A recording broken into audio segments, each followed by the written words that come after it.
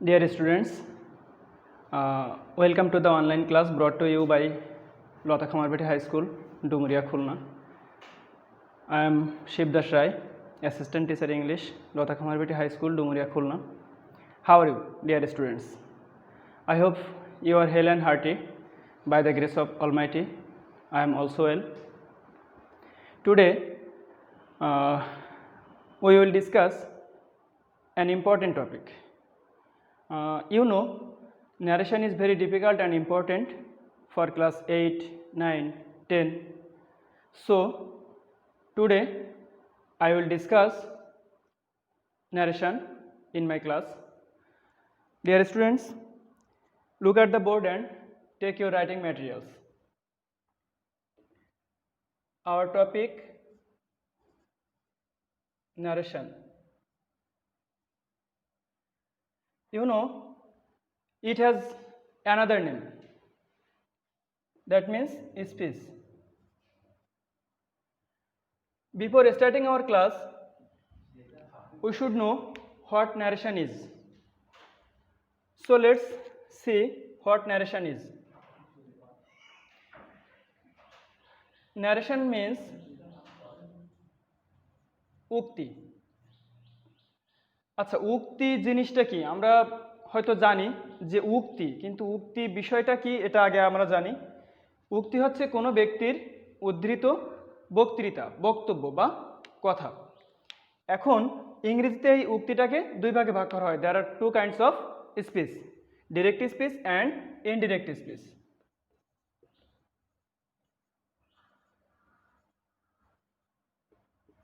Number 2, indirect.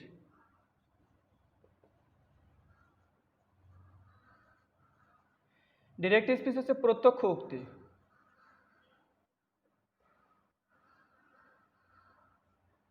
Indirect speech পরোক্ষ উক্তি।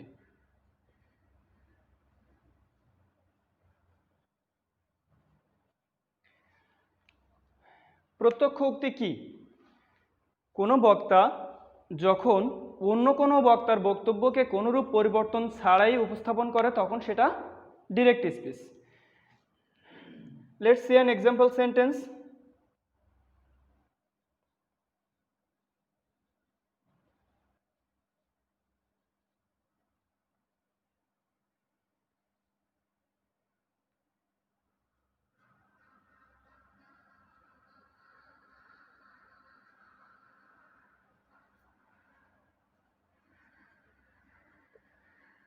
I was writing a letter.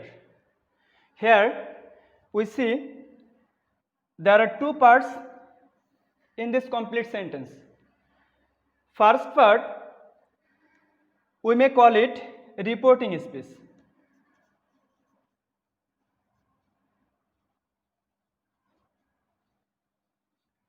And second part, it is called reported speech.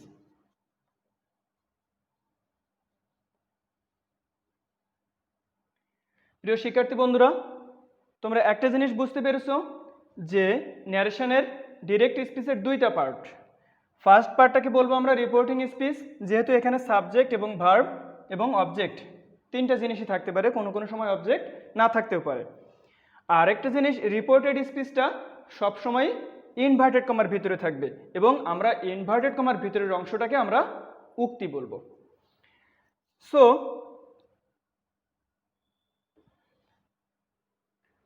let's change the sentence.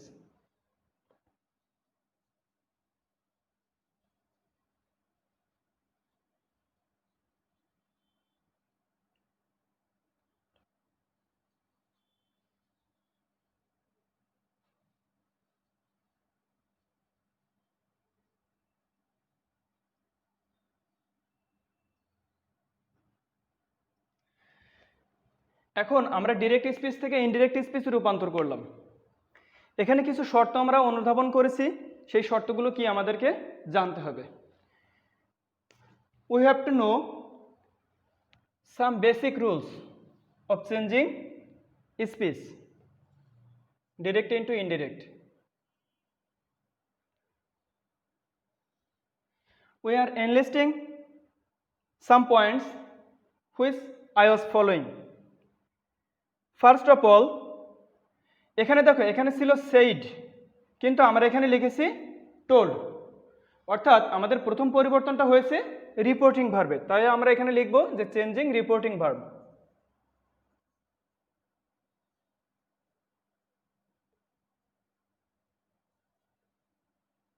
Verb number 2, দ্বিতীয় পরিবর্তনটা এসেছে, এখানে ছিল inverted comma এবং কমা, এই দুটো আমরা তুলে দিয়েছি, তুলে দিয়ে এখানে বসিয়েছি দ্যাট। দ্যাটটা কানেক্টরস বা কনজাংশন, এটা অন্যভাবে বলা যায় লিঙ্কিং ওয়ার্ডস। লিঙ্কিং ওয়ার্ডস কেন বলে? কারণ এখানে সে দুইটা অংশকে যুক্ত করে একটা অংশে রূপান্তর করছে, একটা সেন্টেন্সে পরিবর্তন করছে, তাই আমরা এটাকে বলবো কানেক্টরস। তাহলে আমাদের এখানে দ্বিতীয় শর্ত কি? Using connectors.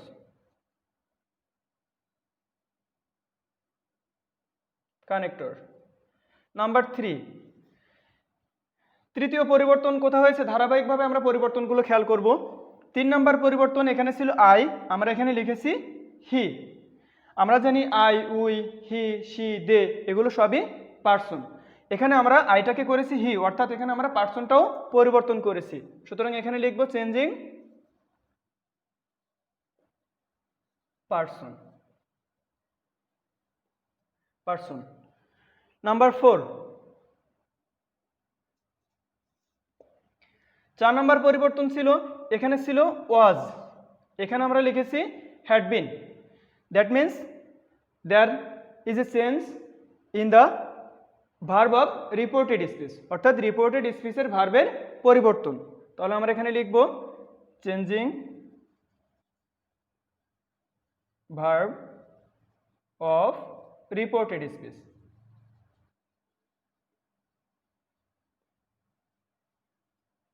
নাম্বার 5, নাম্বার 5 আরেকটা বিষয় এখানে থাকতে পারে, যে বিষয়টা এই সেন্টেন্সে নাই। যেমন যদি এখানে নাও থাকে তাহলে আমরা দেন করব, তারপরে কাম থাকলে গো, হেয়ার থাকলে দেয়ার। এগুলো এখানে বলা হচ্ছে যে নিকটবাচক শব্দগুলোকে আমরা দূরবাচক শব্দে রূপান্তর করব, অর্থাৎ nearest words are to be farthest.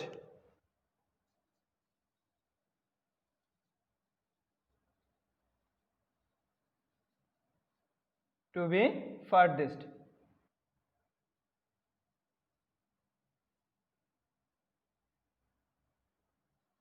Farthest. এখন যদি আমরা ধারাবাহিকভাবে এই 5টি পরিবর্তন আয়ত্ত করতে পারি, তাহলে আমরা ন্যারেশনের প্রাথমিক যে জিনিসগুলো আমরা শিখতে পারবো।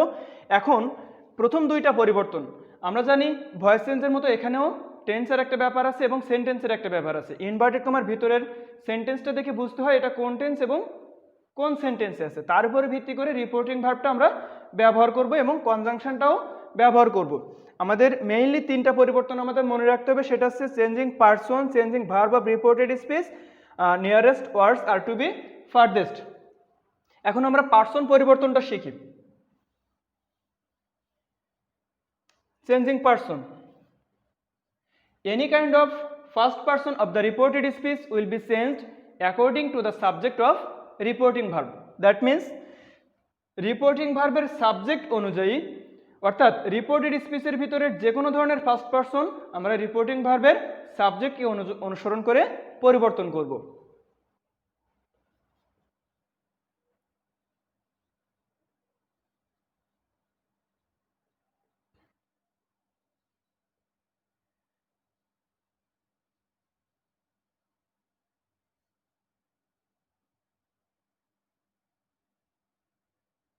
এখানে আমরা একটা এক্সাম্পল সেন্টেন্স লিখলাম যে হি said to me I have done my homework.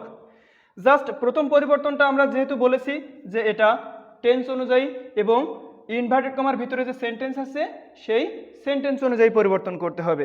আমরা এখানে লিখলাম হি সেড টুর পরিবর্তে টোল্ড মি, কনজাংশন বসালাম দ্যাট, যেহেতু এটা অ্যাসার্টিভ সেন্টেন্স। মেইন যে পয়েন্ট, পার্সন পরিবর্তন, আইটা first person. I first person যেহেতু আমাদের বলা ছিল যে কোনো ধরনের ফার্স্ট পার্সন রিপোর্টিং ভার্বের সাবজেক্টকে অনুসরণ করে পরিবর্তন করতে হবে, তাই আমরা এখানে লিখব he. We should not change the case, অর্থাৎ আমরা কেস পরিবর্তন করতে পারবো না, আই থাকলে আমরা মি লিখতে পারবো না, যদি সাবজেক্ট থাকে সাবজেক্টিভ ফর্ম বসাতে হবে। Number 2, any kind of second person will be changed according to the object of reporting verb. যদি রিপোর্টেড স্পিচের ভিতরে যে কোনো ধরনের সেকেন্ড পারসন থাকে তবে আমরা সেই সেকেন্ড পারসনটাকে রিপোর্টিং ভার্বের অবজেক্টকে অনুসরণ করে পরিবর্তন করব। যদি আমাদের এখানে আই না হয়ে ইউ থাকতো সেক্ষেত্রে আমরা পরিবর্তন করতাম মিকে অনুসরণ করে। এখন আমাদের বিষয়, আমরা যদি মি আছে এখানে, আমরা এখানে মি লিখবো কিনা, না, এখানে সাবজেক্টিভ ফর্ম আছে, কেস পরিবর্তন করা যাবে না। যদি সাবজেক্টিভ ফর্ম থাকে অবশ্যই আমাদের সাবজেক্টিভ ফর্ম লিখতে হবে, তখন মি এর সাবজেক্ট হচ্ছে I. Number 3, third person remains unchanged, অর্থাৎ থার্ড পারসন পরিবর্তন হবে না। যদি এখানে হি, শি, দে এই জাতীয় কোনো কিছু থাকতো তাহলে সেটা পরিবর্তন হবে না, অপরিবর্তিত অবস্থায় বসে যাবে। ডিয়ার স্টুডেন্টস, যে তোমরা নিশ্চয়ই বুঝতে পেরেছো যে পারসনটা কিভাবে পরিবর্তন করতে হবে। এবার আসি আমরা নাম্বার 4, ছিল চেঞ্জিং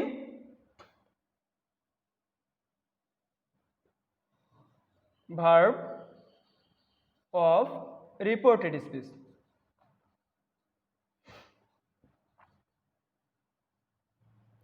এখানে একটা জিনিস খেয়াল করতে হবে, রিপোর্টিং ভার্বটা শুধুমাত্র পাস্ট ইনডিফিনিট টেন্স থাকলে রিপোর্টেড স্পিচের টেন্সের পরিবর্তন হয়, অন্যথায় নয়।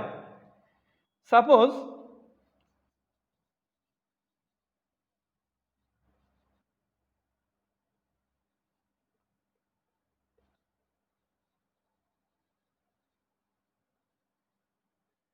হি said to me you are a liar.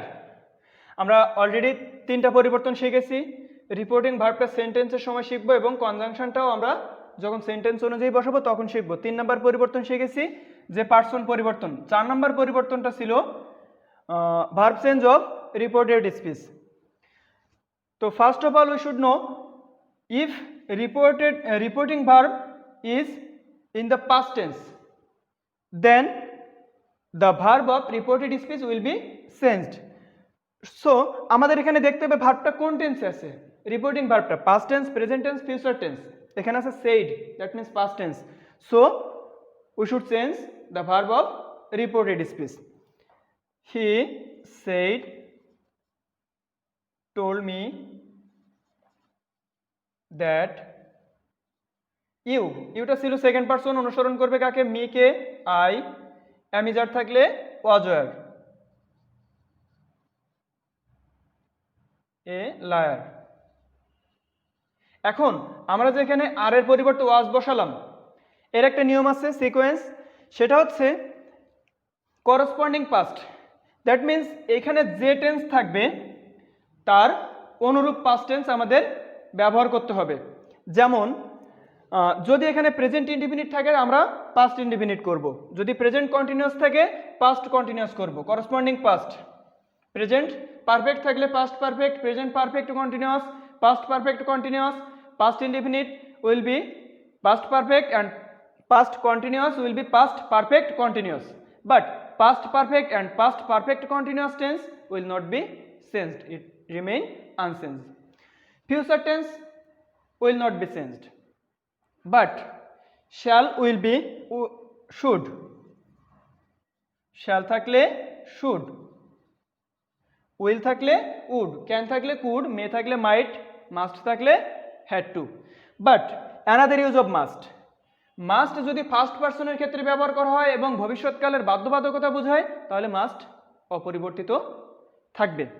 আচ্ছা dear students, I hope you will understand the 4 basic points of changing speech. Number 5, nearest words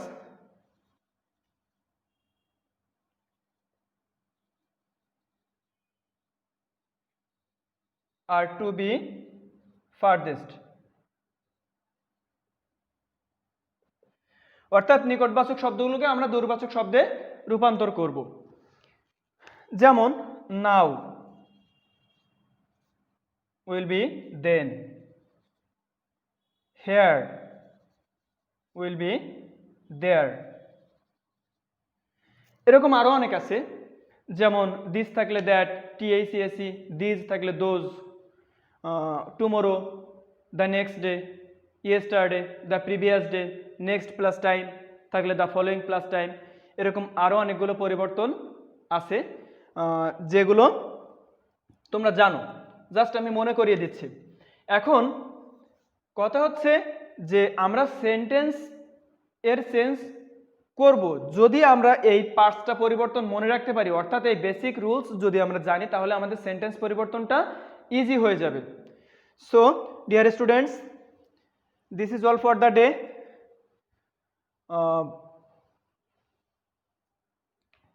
We shall discuss it in the next class. Till then,